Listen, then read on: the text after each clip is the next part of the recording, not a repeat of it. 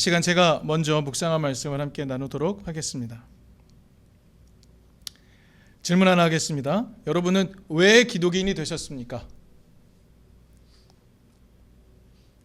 이 질문에 답하기가 힘들다 라고 하는 경우라면 대체로 나의 의지와 상관없이 교회에 다녔거나 어려서부터 나의 고민이 생기기 전에 친구 손잡고 교회를 갔거나 대체로 특별한 이유 없이 교회를 다니기 시작한 경우가 대부분일 것이라고 생각됩니다.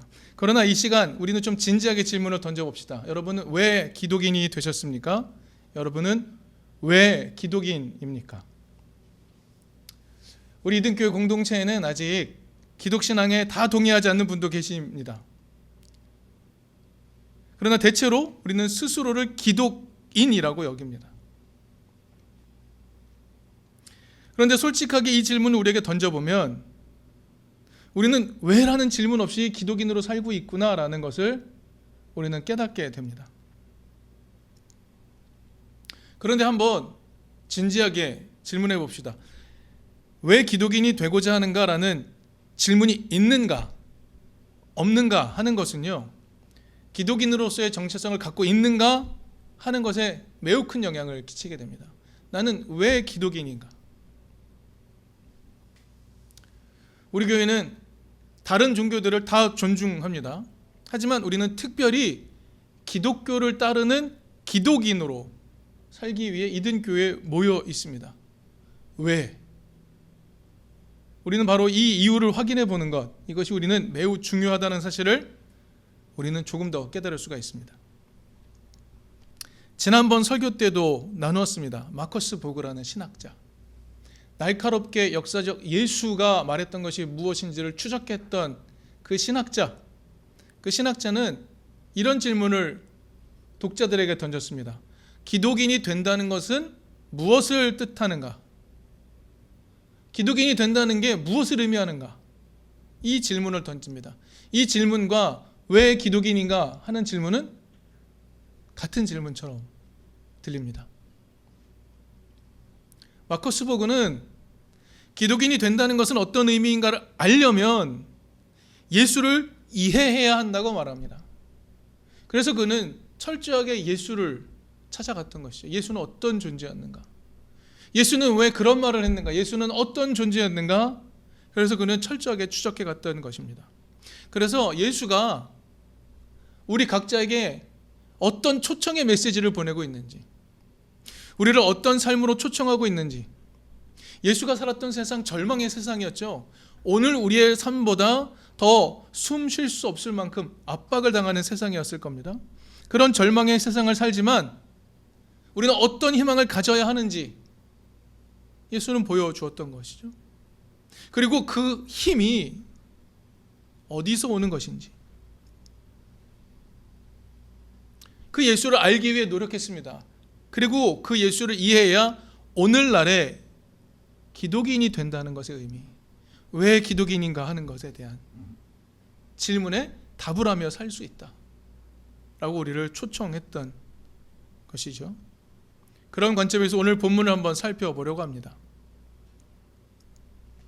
오늘 본문은요, 이제 예수님이 12제자를 선택하고 예수를 따르겠다고 나선 12제자들을 앞에 두고 예수를 따르게 될 때에 겪게 될 큰 어려움에 대해서 이야기하고 있는 겁니다.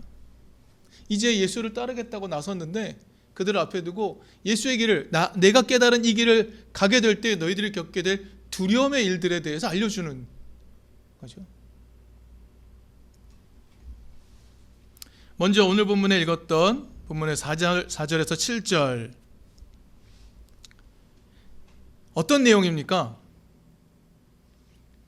예수를 따라 나선 제자들에게 세상이 너희를 두렵게 할 거야, 세상이 너희의 목숨을 빼앗을 수도 있어 라는 상황을 이야기해 줍니다. 세상은 그 정도의 힘을 가지고 있어 라고 이야기합니다. 그리고 자신은 그들과 싸우고 있어 라고 이야기를 하죠. 근데 예수는 4절에서 이렇게 말합니다. 내 친구인 너희에게 내가 말한다. 육신은 죽여도 그 다음에는 그 이상 아무것도 할 수 없는 자들을 두려워하지 말아라 라고 하십니다. 그들을 두려워하지 말아라. 여러분, 이 기백과 용기가 아무에게나 생기는 것일까요? 아직 제자들에게 없는 이 기백과 이 용기가 어떻게 예수 안에는 먼저 있던 것이었을까요? 오늘 본문 앞에 가면 11장에 나옵니다. 11장에서는요, 예수가 당대의 핵심 권력자들과 정말 간단 없이 싸우시는 내용들이 나오죠. 심지어 당대의 권력자들을 저주하는 장면이 11장에 나옵니다. 악하다고 말씀하시고 화 있을진저 말씀하시는 내용이 나오는 것이죠. 그러면 이렇게 예수로부터 저주를 받고 악하다는 소리를 듣는 권력자들은 예수에 대해 어떤 감정을 갖겠습니까? 예수가 죽이고 싶을 정도로 미워지겠죠. 그런데 그 예수를 따르겠다고 나선 12제자들, 그들에게 대한 감정은 어떻겠습니까? 그냥 눈만 돌리면 예수에 대하여 분노하고 있는 권력자들의 모습을 쉽게 찾을 수 있을 겁니다. 하지만 예수는 어떤 모습이었는지요? 예수는 당시의 모습이 예수 자신이 경험한 아버지의 뜻과 너무나 다르다고 확신했습니다. 다시 한번요. 예수는 자신이 깨달은 아버지의 가르침과 지금 권력자들이 만들어 놓은 세상이 너무나 다르다고 확신했습니다. 그 세상을 보면서 예수는 어떤 느낌, 어떤 감정이었습니까? 너무 당연하죠. 분노입니다. 예수는요, 하나님의 뜻, 아버지의 뜻과 너무나도 다른 세상을 보면서 그 내면에서 일어나는 그 분노, 그것을 외면하지 않았습니다. 여러분, 지금도 세상의 권력자를 향해 잘못되었다고 분노하는 것이 쉬운 일입니까?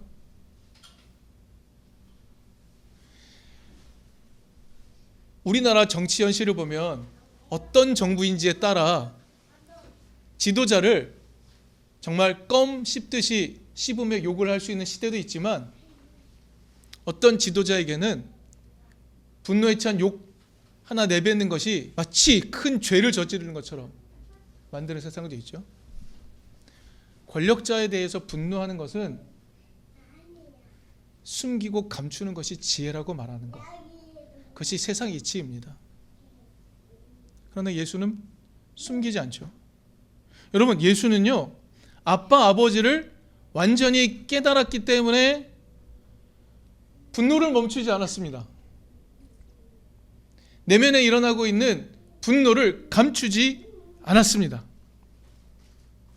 그런데 우리는 상상합니다. 이러한 정당한 분노는 매우 위험합니다. 그렇죠? 정당한 분노인데 위험하다면 여러분은 어떻게 하시겠습니까?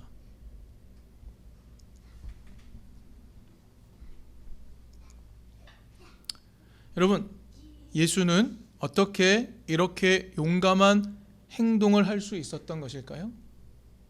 여러분, 우리는 압니다. 예수가 말하는 바, 그것이 옳다는 것 압니다.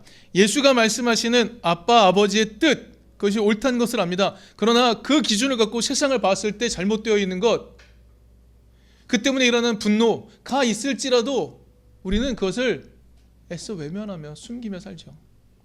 그런데 예수는 어떻게 자기 안에서 일어난 그 분노, 아버지의 뜻과 완전히 다른 세상을 보면서 일어난 그 분노를 그대로 드러낼 수 있었을까요? 어떤 사람은 무모하다고 말하겠지만 우리는 압니다. 예수의 이 용감한 행동, 대체 어떻게 할 수 있었던 걸까요? 이것이 질문입니다. 여러분, 이것이 질문입니다. 지금 예수는 있고 제자들은 없는 것, 바로 이것입니다. 예수는 있고 오늘 우리에게 없는 것이 바로 이것입니다. 어떻게 예수는 아빠 아버지의 뜻과 다른 세상을 보면서 분노할 수 있는 용기를 가질 수 있었을까요? 우리가 지난번 제 설교 때도 나눴지만 예수는 아빠 아버지가 어떤 분인지, 그 하나님, 그 사랑의 하나님을 온전히 경험했습니다. 성경은 그것을 친절하게 설명해 주진 않아요. 성경은 예수가 아빠 아버지를 어떻게 만났는지 친절하게 이야기해 주지 않습니다. 그러나 분명합니다. 예수는 아빠 아버지가 어떤 분인지 분명하게 경험했습니다. 그래서 우리는 이렇게 설명할 수밖에 없습니다. 말로 다 표현할 수 없는 모종의 영적 체험을 하신 분이라고 우리는 예수를 이해할 수 있습니다. 예수는 그 체험을 했기 때문에 현실을 넘어서는, 현실의 고통을 넘어서는 풍성한 사랑을 베푸시는 아빠 아버지를 만났고 그 아빠 아버지를 신뢰할 수 있었던 것입니다. 여러분, 지금 권력자들은 어떤 태도로 살고 있습니까? 민중을 피폐하게 만들며 살아가고 있죠. 오늘 성경에 잠시 그런 언급이 나오지만 민중을 참새처럼 여기는 것, 동전 한두 푼에 팔아 넘길 수 있는 존재로 여기는 것, 그것이 권력자들의 모습입니다. 예수는 그 모습에 분노하셨습니다. 그리고 그 분노를 외면하지 않으셨죠. 현실의 억압은 엄청나게 강하였지만 예수는 그것을 넘어서 버립니다. 어떻게 그랬던 것일까요? 오늘 본문을 통해 우리는 힌트를 얻습니다.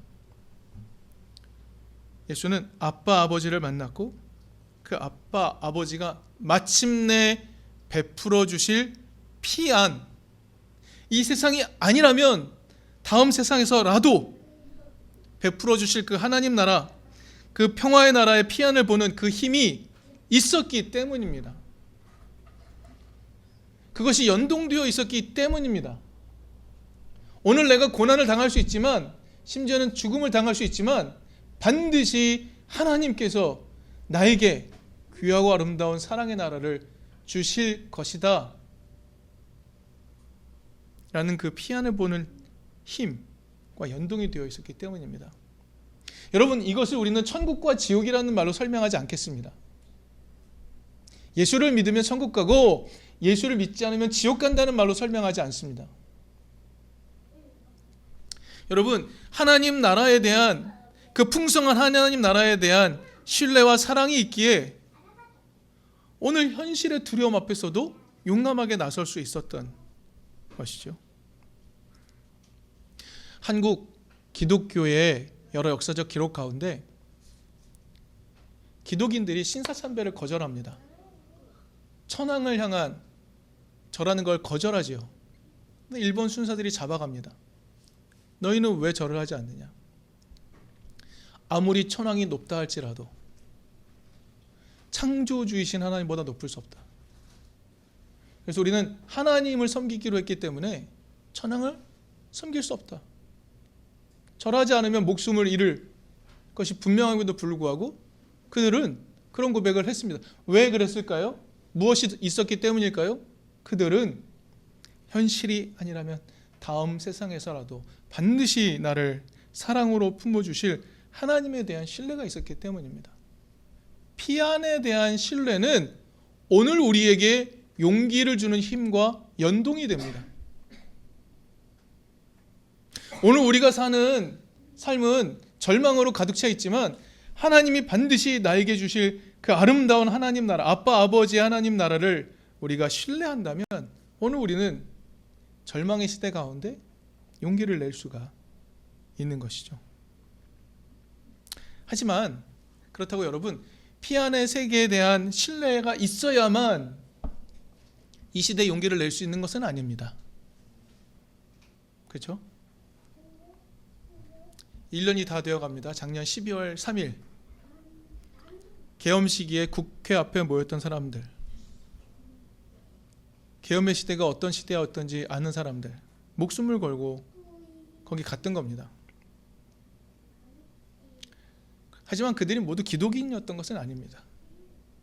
피안에 대한 신뢰가 있기 때문에 현실의 용기를 낼 수 있는 것 맞지요. 그러나 그것만이 현실의 용기를 내는 유일한 이유가 되지는 않습니다. 하지만 제 개인적인 소회를 말하자면 저는 피안에 대한 세계, 피안의 세계에 대한 신뢰가 있었기 때문에 주저하지 않고 나설 수 있는 용기가 있었다라고 말할 수는 있을 것 같습니다. 피안의 세계에 대한 희망만이 오늘의 용기의 이유가 되는 것은 아닙니다만 아빠, 아버지이신 하나님이 마침내 베풀어 주실 그 하나님 나라에 대한 신뢰는 오늘을 극복할 수 있는 용기를 줍니다. 예수 그 말씀하신 것이죠. 그리고 오늘 본문 8절 12절은 이런 신뢰를 갖게 되는 경험은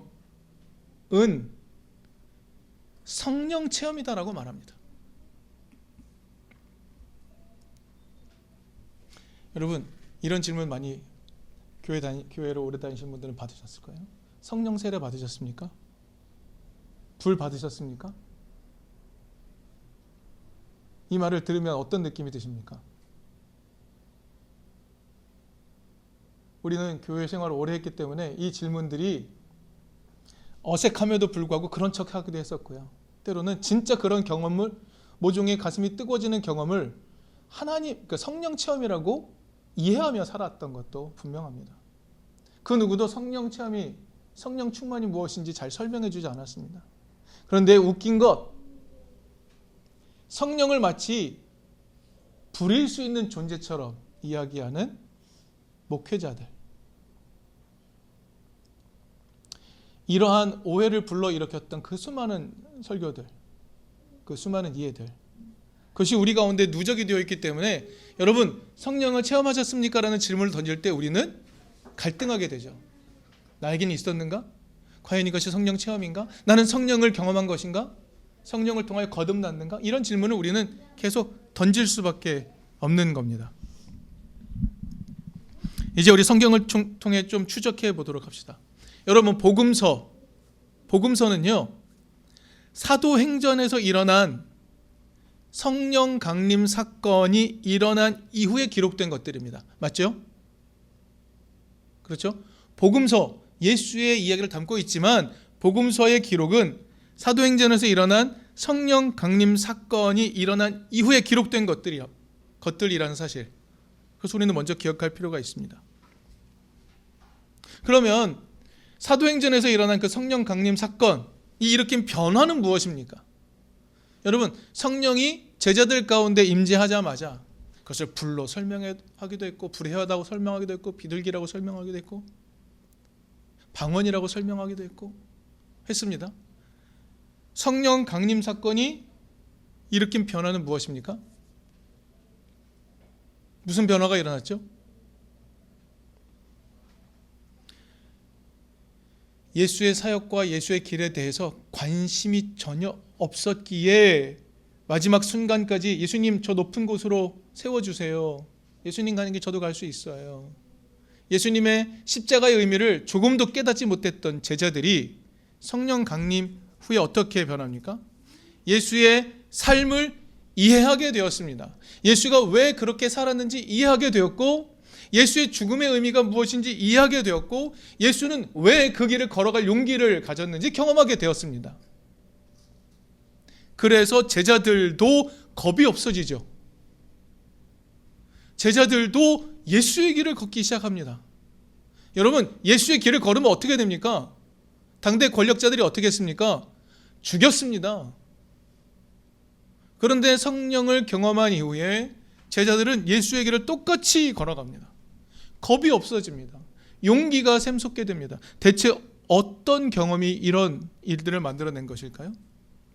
여러분 누가복음과 사도행전은 짝을 이루고 있다는 것을 염두에 둘 필요가 있습니다. 오늘 누가복음이 말하는 성령과 사도행전이 말하는 성령은 같은 흐름에 있다는 것을 기억할 필요가 있습니다. 사도행전 4장을 보면요 베드로와 요한이 그 성전 미문에서 구걸하던 사람을 일으키죠.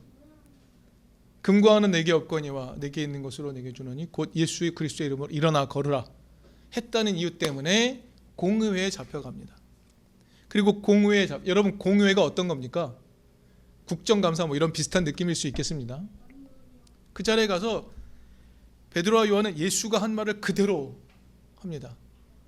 용기조차 없었던 사람들, 예수의 분노를 이해할 수 없었고 예수의 길을 이해할 수 없었던 제자들이 예수의 길을 깨닫고 예수가 어떤 힘으로 어떤 능력으로 그 길을 걸어갈 수 있는지 깨달은 다음에 제자들도 똑같이 겁이 없어집니다. 똑같이 용기를 냅니다.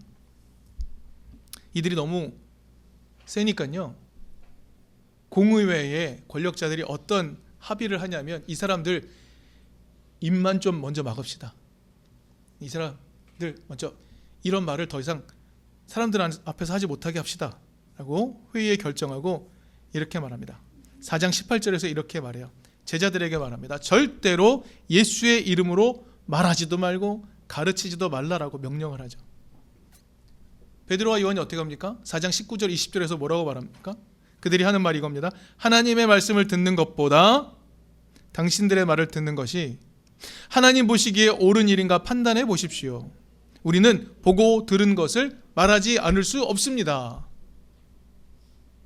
여러분, 제자들이요, 예수님 돌아가시기 이전에는요, 예수가 하는 일을 보았고 예수가 하는 말을 들었습니다.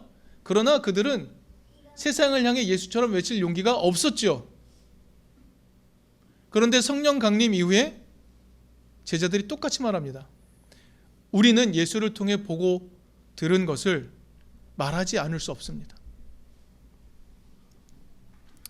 세상의 협박을 두려워하지 않았고요, 예수께서 보여주신 아버지신 그 하나님의 길을 거침없이 선택할 수 있었습니다. 이 경험, 성령 체험의 이 경험을 이해한 채로 오늘 본문으로 들어가 보아야 합니다. 여러분 10절에서 이렇게 말합니다. 누구든지 인자를 거슬러서 말하는 사람은 용서를 받을 것이지만 성령을 거슬러서 모독하는 말을 한 사람은 용서를 받지 못할 것이다 라고 말합니다. 성령을 거스르고 모독하는 것은 무엇인가요? 여러분, 성령을 거스르고 모독하는 것은 무엇입니까?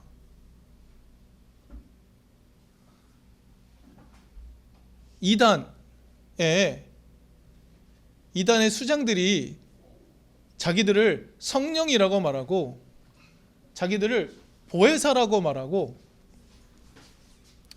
그러면서 무엇이라고 말합니까? 자기들의 말을 거역하는 것을 성령을 거스르고 모독하는 것이라고 말합니다. 이것은 보통 교회 지도자들도 이런 어처구니 없는 일들을 합니다. 자신의 말을 거스르는 것을 성령을 거스르고 모독하는 것, 이따위로 말하기도 합니다. 여러분, 그런 거짓 주장들은 다 걷어내 버립시다. 여러분, 성령을 거스르고 모독하는 것은 무엇을 말하는 것일까요? 좀 전에 우리는 누가복음과 사도행전에 나왔던 성령 체험이 어떤 변화를 일으켰는지 우리는 이해한 채로 오늘 본문으로 넘어왔습니다. 여러분, 예수가 먼저 경험했고 마침내 제자들도 성령의 강림을 통해 경험하게 된 것, 그 성령 체험, 그 성령 체험은 어떤 일을 일으켰습니까? 여러분, 성령을 경험한 자들은 어떤 일을 하기 시작했습니까? 현실의 두려움을 넉넉하게 넘어서는 용기가 생겼죠. 진리를 말할 수 있는 힘이 생겼죠. 정의가 무엇인지 말할 수 있는 힘과 용기가 생겼던 겁니다. 왜 그럴까요? 아버지이신 하나님의 사랑을 깨달았기 때문입니다. 우리가 이런 이야기 참 많이 했고 들었는데요, 어린아이가 높은 곳에서 있을지라도 밑에 아빠가 받아줄 것을 확신한다면 뛰어내릴 수 있는 용기가 생긴다, 이런 얘기 하잖아요. 여러분, 아버지가 나를 사랑하신다는 확신이 있을 때 생기는 용기가 있습니다. 나를 사랑하는 존재가 있다는 것 때문에 갖게 되는 용기가 있습니다. 내 안에서 용기를 자가 발전하는 게 아니라 나를 끊임없이 사랑하는 분이 계시다는 것을 깨닫는 순간 갖게 되는 용기가 있습니다. 실패해도 괜찮다는 것을 알 때 용기가 납니다. 돌아갈 아버지가 있다는 것을 알 때 용기가 납니다.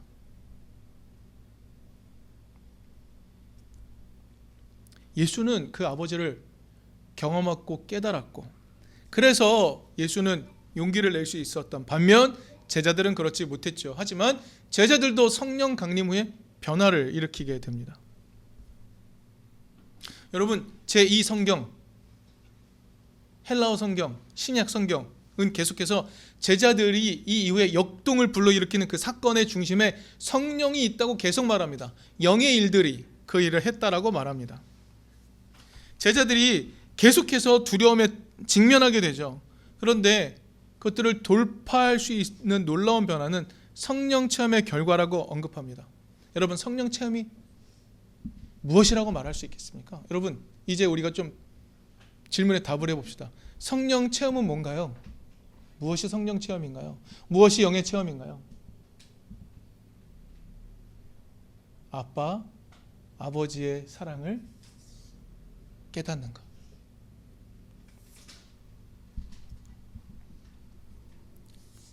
여러분, 예수는 참 오늘 재미있는 말씀을 하시죠. 예수는 어떤 모욕과 저항, 반대의 의견이라 할지라도 용서를 받는다고 하십니다. 인자를 거슬러 말해도 용서를 받아요. 똑같은 내용이 마태복음에도 나오거든요. 마태복음에서는요, 너희들이 신성모독, 예수에게 대해 신성모독을 할지라도 용서받는다고 말해요. 그런데 성령 체험의 결과를 모독하는 사람은 용서를 받지 못할 것이라고 말씀하십니다.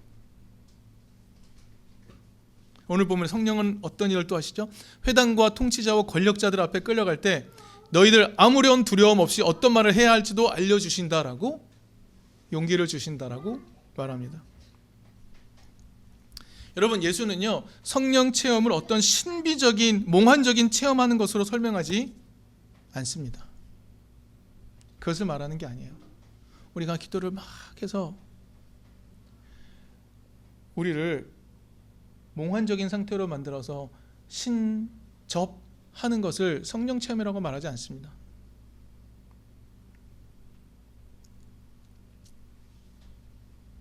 성경은요, 성령 체험을 뭐라고 말하냐면 아빠, 아버지가 어떤 분인지 경험하는 것이라고 말합니다.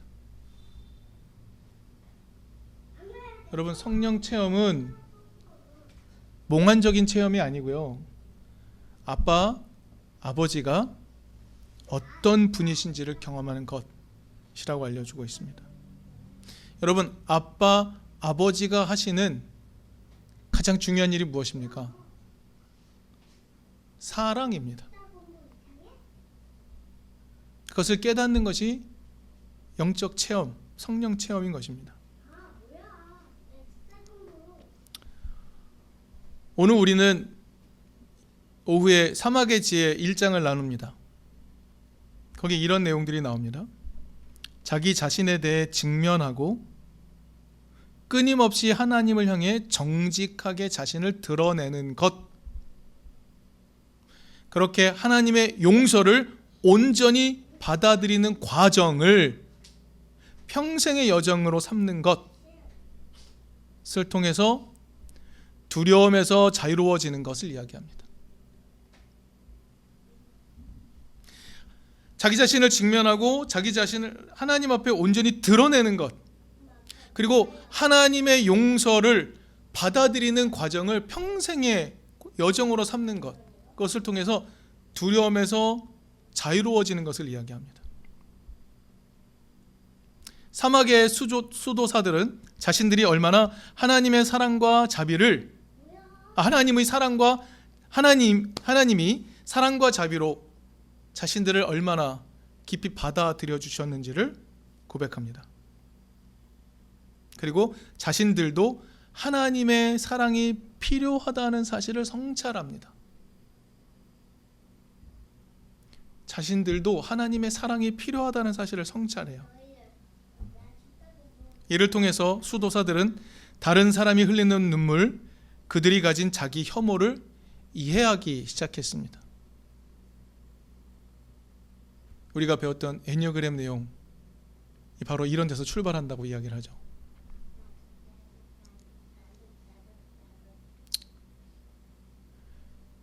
그렇게 그들은 용감하고 너른 사람이 되었던 것입니다. 성경은요, 아빠, 아버지가 사랑의 하나님이시라는 것을 경험하는 그 놀라운 체험, 그것을 성령 체험이라고 말하고요, 그 체험을 무시하는 것을 용납하지 않았습니다. 사랑의 하나님을 체험하는 것을 무시하고 멸시하고 조롱하는 것을 결코 용납하지 않았습니다. 다른 것 다 용서해도 그건 용서 못하겠다라고 이야기합니다. 한 사람이 하나님을 체험하고 하나님이 사랑이시라는 사실을 경험한 것, 그것을 조롱하고 무시하고 멸시하는 것을 절대로 용납하지 않는다라는 게 오늘 본문이 우리에게 들려주는 강력한 메시지입니다. 예수가 만났던 하나님, 제자들이 만났던 하나님, 오늘 우리도 만날 수 있기를 바랍니다. 그 사랑의 하나님을 경험할 수 있기를 바랍니다. 그리고 그 경험을 통해서 내가 오늘 왜 기독인인지 이해하고 설명할 수 있기를 바랍니다.